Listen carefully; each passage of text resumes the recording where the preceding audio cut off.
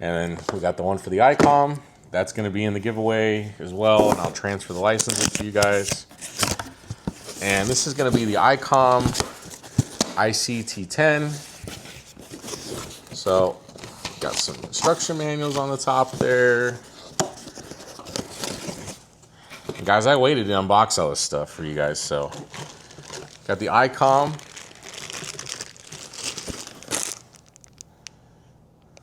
Nice.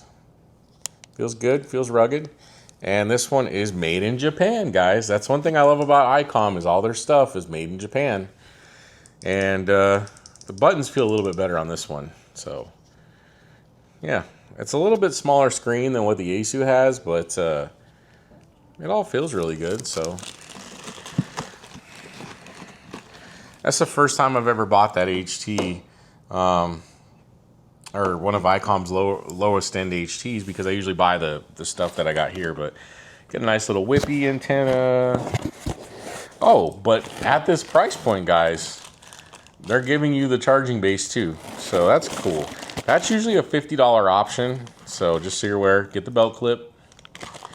And then I'm guessing in here is going to be the power adapter. And then this is going to be the battery pack. So yeah, get the battery pack. And then we're going to get the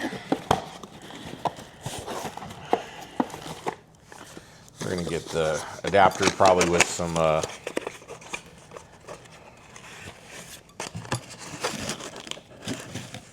yep, it's going to be the power adapter in there. I'm not going to open all that. So yeah, that's pretty cool. So at the price point, at the low end price point that both of these radios, the Icom and the Asu, come in at, that's pretty awesome that you guys are going to get a base with it. So that's big ups Icom and the Asu for doing that for people.